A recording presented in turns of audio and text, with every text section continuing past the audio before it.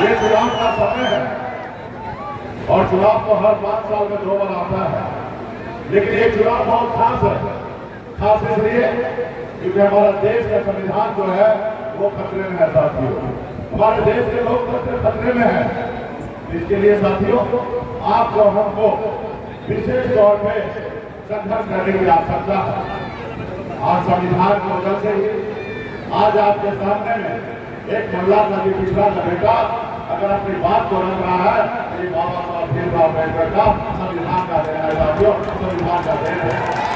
अगर आप चाहते हैं कि आपके आने वाला पीढ़ी अगर सर उठा के जिए, इसके लिए अभी आपको लड़ाई लड़ना पड़ेगा। हमारे देश के संविधान को बचाना पड़ेगा साथियों, देश के संविधान को बचाना पड़ेगा। जो दिल्ली में जो बैठे हैं वो संविधान को नहीं मान रहे, वो लोकतंत्र को नहीं मानते हैं, वो बनी हुई सरकार को गिरा देते हैं। आपका द्वारा बने हुए विधायक और सांसद को खरीद लेते हैं पैसे के दम पर। वो लोकतंत्र पे विश्वास नहीं करते हैं। इसमें साथियों जो लोग हमारे देश के लोकतंत्र पे और संविधान पे भरोसा न करे, ऐसे सरकार को बदल देने की आवश्यकता है साथियों, बदल देने की आवश्यकता है। इसलिए साथियों मोदी जी को मैं याद दिलाना चाहता हूँ कि मोदी जी 2014 में आपने क्या कहा था। आपने देश के लोगों को उम्मीद जगाया, आपने कहा था कि अच्छे दिन आएंगे। मैं पूछना चाहता हूं क्या अच्छे दिन मिला, क्या अच्छा दिन मिला? और मोदी जी ने कहा कि देश के युवा बेरोजगार है, परेशान है, हमारे आने से हर साल 2 करोड़ युवा को नौकरी मिलेगा।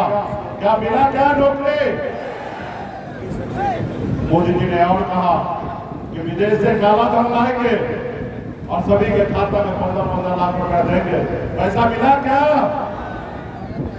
उन्होंने कहा किसान को आमदनी दोगुनी करेंगे। क्या किसान का आमदनी दोगुना हुआ?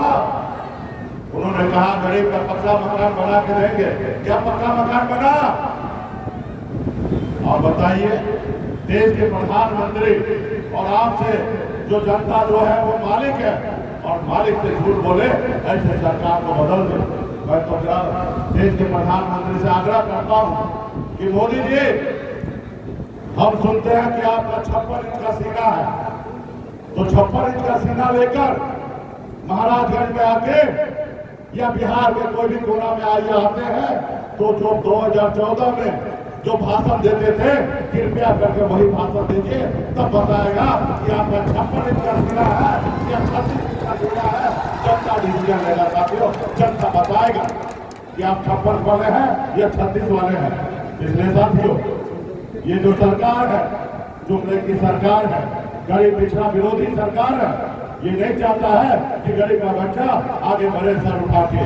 ये चाहता है जो हजारों साल से गरीब पिछड़ा दलित गुलामी की जिंदगी जिए, उसी तरीके से ये लोग चाहते हैं कि आने वाला समय में भी ये गरीब पिछड़ा का बच्चा गुलामी की जिंदगी जिए।